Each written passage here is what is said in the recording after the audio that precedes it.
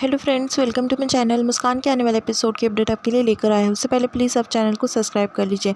तबस्सुम जो है वो लड़कियों का सौदा कर रही होती है और वो सौदा हो जाता है। उतने में उसके कस्टमर जो है साइड में चले जाते हैं। दरवाजे पर कोई आता है, वो दरवाज़ा खोलती है, तभी गायत्री आती है। गायत्री को देखकर एकदम से वो चौंक जाती है। गायत्री अंदर आती है, वो कहती है कि कुछ और काम से आई हूँ। तभी वहाँ पर जो है वो देख लेती है गायत्री, उसे सब याद आते हैं पुराने सीन्स। दूसरी तरफ मुस्कान जो है चिड़चिड़ कर रही होती है और रौनक से कहती है कि हर चीज़ों का सॉल्यूशन पैसा नहीं होता। तुमने धोबी को क्यों बुला कर लाया, जबकि कपड़े जो है हाथ से भी धो सकते थे। तभी रौनक कहता है कि मैंने सोचा कि जो काम पैसे से होता है वो हाथ से क्यों करना। तभी मुस्कान जो है चिढ़ जाती है। बाद में रौनक जो है हनुमंत को लेकर वापस से वो धोबी को भेज देता है। फिर बाद में कहता है कि मुस्कान, क्या बात है, तुम इतना चिढ़ क्यों रही हो। तभी मुस्कान कहती है कि मैं परेशान हूँ क्योंकि माँ अकेली कोटे पर गई है। तभी रौनक कहता है कि परेशान मत हो। दूसरी तरफ सर जी के ऑफिस में रेड पड़ जाती है। तबस्सुम बार बार सर जी को कॉल कर रही होती है, तभी सर जी फ़ोन नहीं उठाते। दूसरी तरफ सपना की जो माँ होती है वो काफ़ी कुछ गायत्री को सुना देती है। वो कहती है कि बाप रे, आज कोटे में हमारे यहाँ पर महारानी आई है। आज क्यों आई है आप यहाँ पर। एक तो दो रास्ते से औरत कोटे पर आती है, एक तो बदनामी के रास्ते पर चलने के लिए और दूसरा माँ यहाँ से मिट्टी लेने के लिए। फिर वो कहती है कि आप तो मिट्टी लेने के लिए आई होंगी, ठीक है, आपको मिट्टी मिल जाएंगी, पर बदले में हमें क्या मिलेगा, ऐसा जो है वो कहने लगती गायत्री को। तभी गायत्री कहती है कि यहाँ की मैं मिट्टी लेकर जाऊँगी और तुला दान करूँगी। हमारे परिवार के सदस्य के वज़न के हिसाब से जो है मैं तुला दान करूँगी। तभी वो कहती है कि अरे वाह, ये तो अच्छा सोचा आपने, ऐसा जो है वो सपना की माँ कहने लगती है और गायत्री को काफ़ी कुछ कहती है। वैसे कहती है कि इस कोटे से बहुत कुछ जुड़ा है, आपकी बहू भी मिली है। फिर बाद में गायत्री कहती है कि अभी रुको, फ़ोन लगाती घर में और बुआ जी को बताती है कि अभी के अभी जो है वो कोटे पर आ जाओ, क्योंकि मुझे जो है परिवार के वज़न के हिसाब से जो है यहाँ पर तुला दान कराना है, क्योंकि माता की मूर्ति बनाने के लिए मुझे यहाँ से मिट्टी लेनी है। सर जी को भी फ़ोन लगाती गायत्री और कहती है कि कोटे पर आ जाओ। सर जी कहते हैं कि अभी मुझे काम है। तभी वो कहती है कि काम से ज़रूर ये है। फिर सर जी जो है फ़ोन रखते हैं। तबस्सुम को वो परेशान हो जाते हैं और तबस्सुम को फ़ोन लगाते हैं सर जी और कहते हैं कि आखिर बात क्या है, गायत्री जो है कोटे पर आई क्यों है, संभाल कर रखना और गायत्री को कुछ शक नहीं होना चाहिए और सारे लड़कियों को तुम संभाल लेना। तबस्सुम तबस्सुम कहती है कि मैं यही बताने के लिए आपको फ़ोन कर रही थी। तभी सर जी कहते हैं कि जब फ़ोन नहीं उठा रहा था तो मैसेज कर लेना था। ठीक है, मैं अभी के अभी निकलता हूँ, तब तक तुम सब संभाल लो। दूसरी तरफ सर जी जो है परेशान होते हैं और विक्रम को कहते हैं कि मैं भी जाना पड़ेगा परिवार वालों के पास, तुम यहाँ पर तुम्हारी रेड जारी रखो। दूसरी तरफ मुस्कान और रौनक घबराकर जो है कोटे पर आ जाते हैं और कहते हैं कि माँ आप ठीक तो है ना। तभी वो कहती है कि हाँ ठीक हूँ मैं। फिर बाद में मुस्कान जो है गायत्री से बात करती है। फिर वो कहती है कि माँ चलिए, आपको मेरा बचपन देखना है ना। गायत्री उससे पूछती है कि तुम्हारा बचपन यही बीता है ना। मुस्कान वो कहती है कि हाँ चलो, मैं तुम्हें कुछ यादें दिखाती हूँ। फिर मुस्कान जो है वो पूरा याद करती कि उसका बचपन कैसे बीता है। फिर गायत्री को जो है वो लेकर जाती है उसकी बचपन की कुछ यादें दिखाने के लिए। गायत्री जो है मान जाती है उसके साथ में जाने के लिए। सब जो है एकदम घूर कर देख रहे होते हैं मुस्कान और गायत्री को साथ में। रौनक भी साथ में खड़ा होता है वहाँ पर।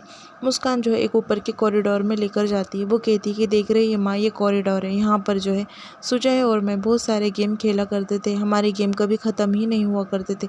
पूरा बचपन जो है यहाँ पर ही हमने बिताया है। मुस्कान जो ऐसा कहने लगती है। फिर मुस्कान जो है कमरे में लेकर जाती है।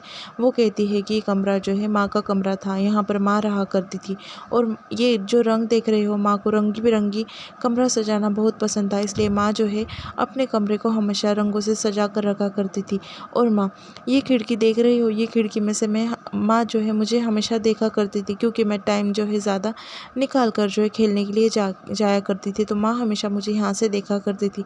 मुस्कान की इमोशनल बातें सुनकर गायत्री भी इमोशनल हो जाती। बाद में मुस्कान जो है वो कहती है कि माँ ये देखो, मुझे ड्राइंग करने का काफ़ी शौक़ था, ये मेरी ड्राइंग बुक रही, इसमें मैं ड्राइंग करती थी। जहाँ मैं गई थी ना, तो वहाँ पर भी मैं ड्राइंग करती थी। मुस्कान की बातें सुनकर गायत्री काफ़ी इमोशनल हो जाती है। मुस्कान काफ़ी बचपन की बातें कर रही होती है और उसकी आंखों में से भी आंसू आने लगते हैं। मुस्कान उसकी कुछ पेंटिंग दिखाती है कि पेंटिंग में से उसे मिस यू पापा और बाकी सब जो है चीज़ें दिखने लगते हैं। विदेश में जाकर उसे क्या क्या करना था, वो सब कुछ सपने जो है पेंटिंग की वजह से गायत्री को दिखने लगते लगते हैं। गायत्री भी उसको देखकर इमोशनल हो जाती है। फिर मुस्कान कहती है कि ये पेटी जिसमें माँ मुझे हमेशा छुपा कर रखा करती थी, दुनिया की नज़रों से बचा कर रखा करती थी। माँ नहीं चाहती थी कि कभी मैं कोटे पर आऊँ और कोटे से मेरी कोई भी याद जुड़े।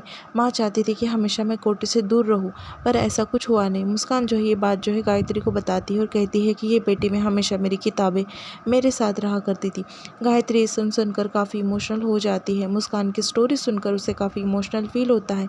वो चुपचाप वहाँ पर होती है। उतने में तबस्सुम आती है और कहती है कि तुम्हारा परिवार आ गया है। फिर गायत्री रोते हुए नीचे जाती है, चुप बैठ जाती है। बाद में बुआ जी जो है वो कहती है कि क्या ज़रूरत थी यहाँ पर जो है ये सब कुछ करने की। वो कहती है कि ज़रूरत थी। तभी वहाँ पर सपना जो है मिट्टी लेकर आ जाती है। सर जी जो है वहाँ पर एकदम भागते हुए आते हैं और कहते हैं कि गायत्री अब ठीक तो है, यहाँ पर क्यों बुलाया? क्या बात है गायत्री, कुछ ज़रूरी था क्या? पहले मैं ऑफिस में ज़रूरी काम कर रहा था, आपने अचानक यहाँ पर बुला दिया, ज़रूरी था क्या? तभी गायत्री कहती थी कि हाँ ज़रूरी था, ये करना बहुत ज़रूरी है। ऐसा गायत्री जो है सर जी से कह देती है। सर जी वहाँ पर आकर खड़े हो जाते हैं। तभी कुछ लड़कियाँ आती है और सर जी के पैर पकड़ लेती है और कहती है कि सर जी। तभी रौनक और मुस्कान देखने लगते हैं। रौनक कहता है कि आज तो सच्चाई सामने आ जाएंगी, कुछ ना कुछ सबूत ज़रूर मिल जाएंगे सर जी के खिलाफ। वो लड़कियां पैर पकड़ लेती सर जी का। तभी गायत्री वहाँ पर एकदम देखकर चौंक जाती है। गायत्री सर जी के पास जाती है और कहती है कि इन्होंने आपका पैर क्यों पकड़ा है, ये क्या आपको जानती है क्या, आप जानते हैं कि नहीं? तभी तबस्सुम वहाँ पर आकर खड़ी हो जाती है और एकदम से बात बदल देती है। वो कहती है कि भले ये लड़कियाँ सर जी ने ना जानते हो, पर ये लड़कियाँ तो जानती, इन्हें कौन कौन नहीं जानता।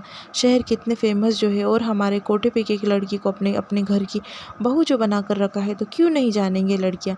ये भी इसकी तरह ऐसे ही खुले आंखों से सपने देखना चाहते हैं और ये भी किसी के घर की बहू बनना चाहते हैं, इसलिए ऐसा कर रहे हैं।